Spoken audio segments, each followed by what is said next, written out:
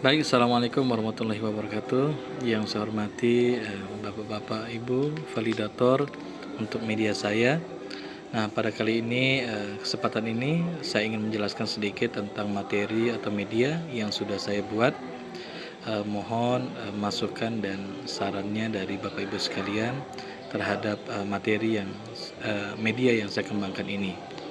Nah, pada kali ini saya membuat media menggunakan aplikasi Melia Lab ya Bapak Ibu, karena berbasis VR. Nah, di aplikasi ini nanti siswa dapat mengunduhnya langsung di Play Store. Dan aplikasi ini tersedia 3 mode. Ada yang Play in VR, Play in Giro, dan Play in non-Giro. Nah, pada kesempatan ini saya ingin menjelaskan siswa menggunakan aplikasi ini menggunakan mode Play in Giro. Nah, ini adalah tampilan awal daripada media ini. Adapun cara mainnya adalah siswa hanya menggerakkan titik putih ini menuju ke arah titik yang kuning, maka akan otomatis bergerak menuju materi yang sudah disiapkan. Nah, tampilan pertama, maka siswa diberikan tujuan pembelajaran dan capaian pembelajaran. Juga ada fitur audio, ada suara. Selamat datang di pelajaran informatika, dan pada kesempatan ini kita akan belajar tentang privasi data.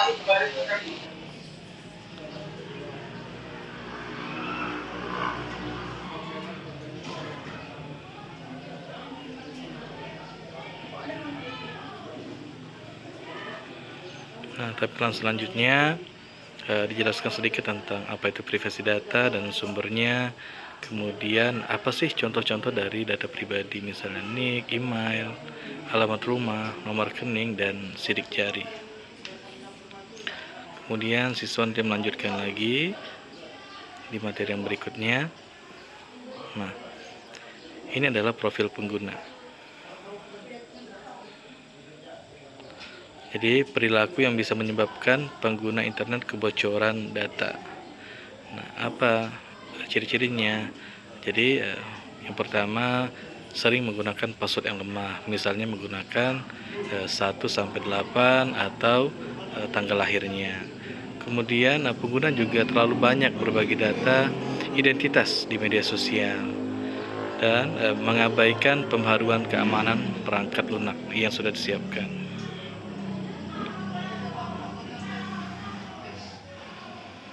Nah, selanjutnya siswa diberikan sebuah infografis tentang cara kerja phishing. Nah, jadi di phishing ini terdapat 3 langkah. Langkah yang pertama adalah umpan, yang kedua adalah jebakan, dan yang ketiga adalah pencurian.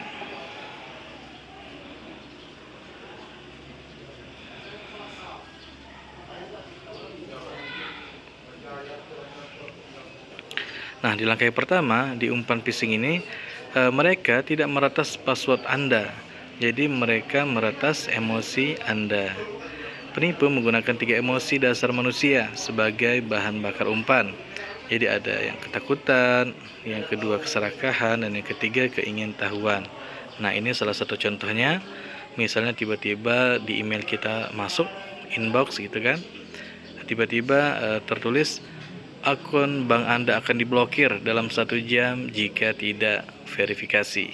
Nah, ini adalah salah satu contoh daripada mereka menebar rasa takut atau ketakutan.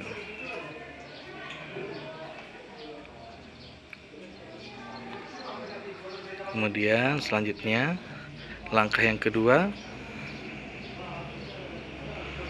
ini jebakan. Selamat datang di rumah cermin. Misalnya terlihat asli, ternyata palsu. Nah, bisa kita lihat bersama. Misalnya situs resmi ini https misalnya www.perusahaan.com. Nah, di situs palsunya ini tidak ada S-nya, keamanannya. Kemudian di perusahaannya mereka sebisa mungkin akan menyamarkan atau agar tak nampak yang mana yang asli dan mana yang palsu, kan? Kalau sekilas kita lihat, ini perusahaan, tetapi hanya ada 3. Jadi mereka mencari orang yang kurang teliti, gitu kan, agar mereka bisa masuk di akun kita.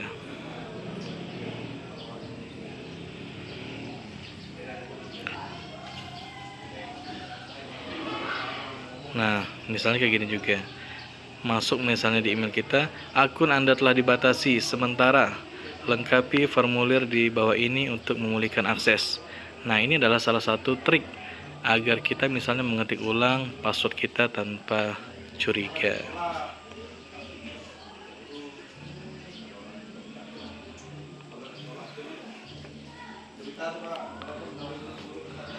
Nah, kemudian langkah yang ketiga adalah pencuriannya.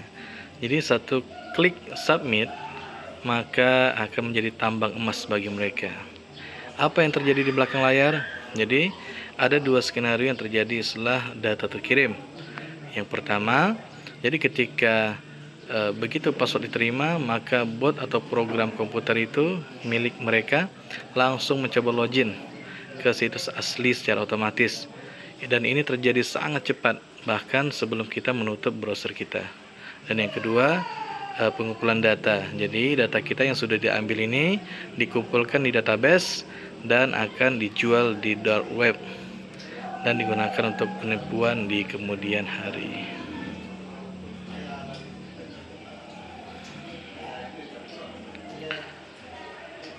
Nah, kemudian benteng pertahanannya. Bagaimana cara agar kita tidak terkena phishing? Nah, jadi ada 5. Jadi yang pertama, kita gunakan prinsip 3 detik, stop and think. Kemudian detective link. Jadi jangan percaya pada apa yang tertulis. Jadi percayalah apa tujuannya. Kemudian aktifkan perisai ganda, ya, seperti kode autentifikator. Sekarang WA kan sudah mempunyai keamanan yang ganda, kan, sehingga akun kita lebih aman. Yang keempat, jangan download aplikasi sembarangan. Nah, ini yang seringkali masih menjadi remaja-remaja sekarang, ya, karena asal-asalan mereka, yang penting ada aplikasinya, mereka klik, mereka install di HP, kemudian HP-nya sudah mudah untuk terkena phishing atau disadap oleh orang-orang yang tidak bertanggung jawab. Ini yang kelima, verifikasi manual. Jadi jangan gunakan telepon yang ada di dalam email. Jadi biasanya banyak tuh yang masuk ke spam-spam biasanya itu, kan. Itulah salah satu cara mereka untuk masuk ke akun kita. Nah, kesimpulannya, jadi keamanan cyber ini dimulai dari Anda.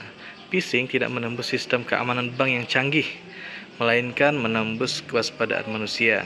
Jadi peretas tidak perlu kode rumit jika Anda sukarela memberikan kuncinya. Jadilah human firewall, pertahanan terakhir dan terkuat untuk data Anda sendiri. Dan yang terakhir, siswa diberikan evaluasi. Evaluasi ini sebanyak 5 soal. Jadi misalnya jelaskan apa yang dimaksud dengan phishing dan mengapa tindakan ini berbahaya bagi privasi data. Sampai ke nomor 5. Berikan contoh tindakan konkret yang dapat kamu lakukan setiap hari untuk menjaga keamanan data pribadi kamu di internet. Jelaskan mengapa tindakan tersebut penting. Demikian media yang sudah saya buat. Mohon kepada Bapak Ibu validator untuk memberikan tanggapannya, kritik dan sarannya, sehingga media ini menjadi lebih baik. Terima kasih, saya cukupkan. Assalamualaikum warahmatullahi wabarakatuh.